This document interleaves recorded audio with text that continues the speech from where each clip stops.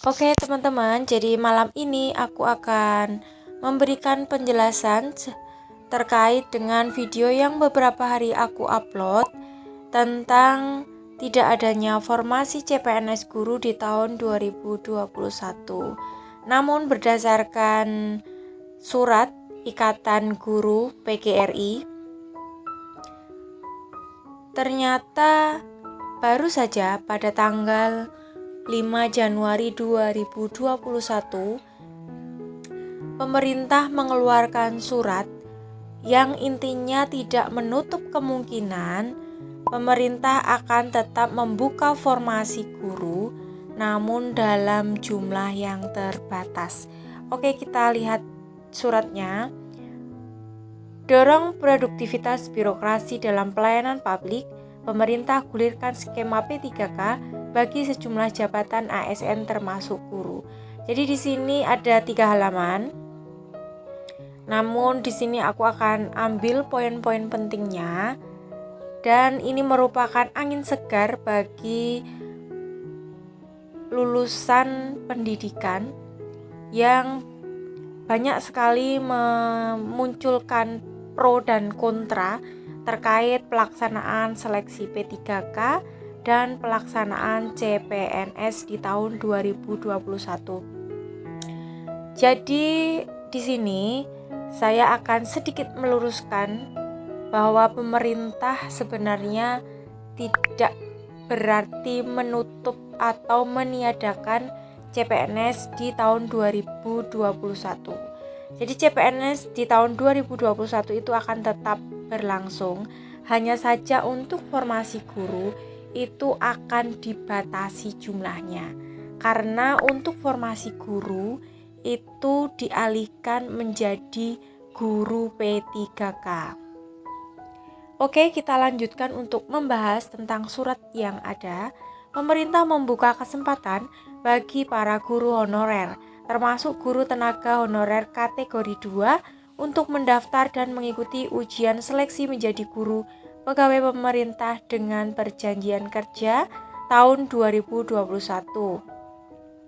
Hal ini telah diumumkan Kementerian Pendidikan dan Kebudayaan Kemendikbud pada 23 November 2020 dan menjadi fokus Badan Kepegawaian Negara di tahun 2021.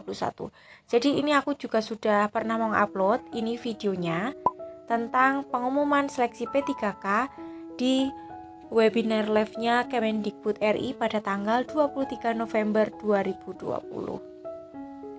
Oke, kita lanjut di sini.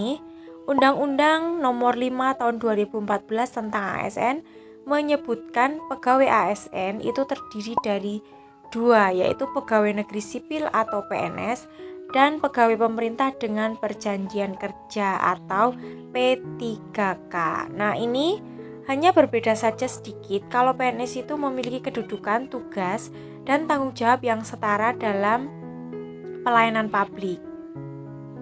Sementara P3K itu fokus pada peningkatan kualitas pelayanan publik dan mendorong percepatan peningkatan profesionalisme serta kinerja instansi pemerintah. Nah, ini perbedaan sedikit dari PNS dan P3K. Kemudian kita ambil poin penting selanjutnya. Di sini, kebutuhan mendesak pengangkatan P3K dalam jabatan guru disebabkan timbulnya keluhan kekurangan guru dan tidak meratanya distribusi guru di daerah. Untuk itu, pengisian jabatan guru dengan menggunakan skema P3K dinilai tepat tanpa mengurangi haknya sebagai ASN. P3K akan memperoleh hak pendapatan berupa gaji dan tunjangan yang besarannya sama seperti PNS sesuai dengan level dan kelompok jabatan. Ini juga pernah aku bahas di video aku sebelumnya tentang berapa besaran gaji dan tunjangan P3K itu setara dengan PNS. Kalian bisa lihat videonya di sini. Kemudian terkait hak dan perlindungan P3K itu akan tetap sama, memiliki perlindungan atau hak-hak yang sama dengan PNS seperti hak cuti, hak pengembangan kompetensi. Selain itu juga mendapatkan perlindungan jaminan hari tua, jaminan kesehatan, jaminan kecelakaan kerja, hingga bantuan hukum yang sama diperoleh oleh PNS sebagaimana tercantum dalam pasal 22 dan pasal 106 Undang-Undang nomor 5 tahun 2014. Di situ nanti kalian bisa baca. Kemudian kelebihan dari sistem P3K ini adalah pelamar tidak terikat batas usia maksimal 35 tahun seperti yang berlaku pada PNS. Ini bedanya. Jadi umurnya bisa di H-1 tahun masa pensiun. Jadi kalau misalnya pensiun itu di usia 60 tahun, itu dia bisa mendaftar di usia 59 tahun. Seperti itu. Jadi nggak ada batasan maksimal 35 tahun seperti jika melaksanakan pendaftaran PNS. Kalau PNS kan kita maksimal 35 tahun. Nah, kalau di P3K ini maksimal H-1 tahun sebelum purna tugas. Kita lanjut di halaman terakhir. Nah, di sini adalah poin penting dari hal-hal yang saya sampaikan terkait pemerintah meniadakan CPNS guru di tahun 2021. Kita baca, Badan Kepegawaian Negara terus berkoordinasi dengan Kementerian PAN dan RB dan Kementerian Pendidikan dan Kebudayaan untuk terus menjaring masukan berbagai pihak sebagai dasar dalam mengambil kebijakan agar para guru dapat memperjelas statusnya dan meningkatkan kesejahteraan. Jadi di sini jelas pemerintah ingin meningkatkan kesejahteraan para guru honorer yang sudah lama sekali mengabdi di sekolah.